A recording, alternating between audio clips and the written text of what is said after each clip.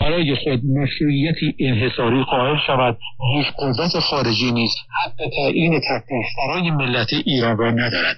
رشید امیرحسن همچنین از نهادهایی که به گفته او امروز عملا قدرت را در دست دارند خواسته باید پیش از آن که دیر شود از سر راه مردم کنار بروند تا امکان یک گذار خشونت پرهیز فراهم شود، گذاری که به اعتقاد او بتواند زمینه پایان شرافتمندانه جنگ و حفظ منافع ملی ایران و دستیابی به صلحی آبرومندانه را فراهم کند. محسن زنگنه نماینده مجلس شورای اسلامی مدعی شده گزینه‌های نهایی رهبری دو نفر هستند که هر دو از پذیرش این سمت استنکاف می‌کنند.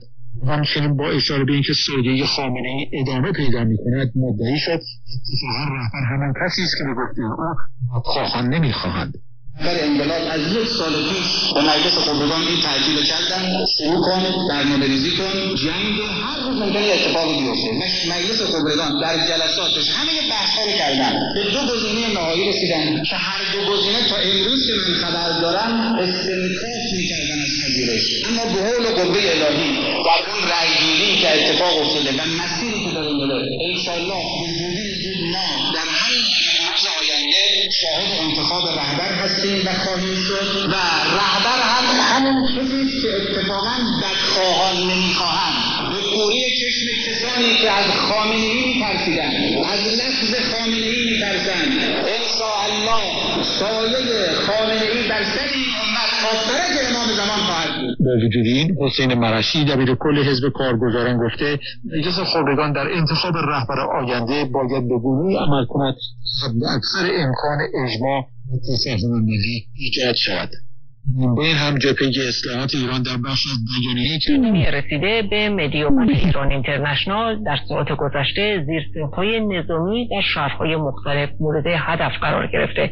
بر اساس پیام‌های رسیده در یک ساعت گذشته در شهرهای متعدد صدای انفجار شنیده شده و مناطقی از جمله ستاد فرماندهی سپاه در همایونشهر، شرق، غرب و جنوب اصفهان، پایانه بار یزد، رادارهای فرودگاه کیش، نجف آباد اصفهان و مناطق مختلفی از تهران، پادگان 101 انبیا در ویلا شهر اصفهان، ستاد ناحیه مقاومت بسیج پاکدشت و لشکر 16 رزمی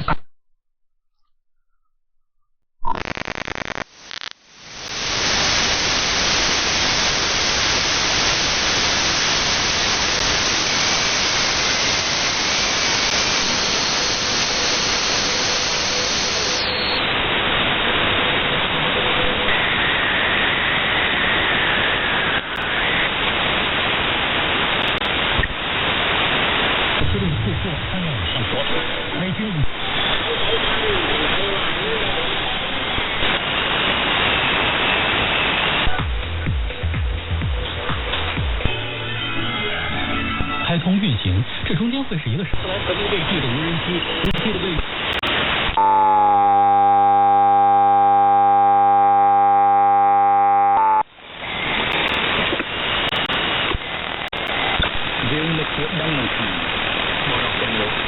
架美军战斗机被伊朗防空系统击落。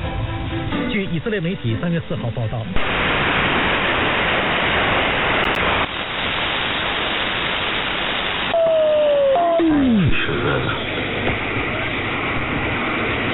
美方对此予以否认。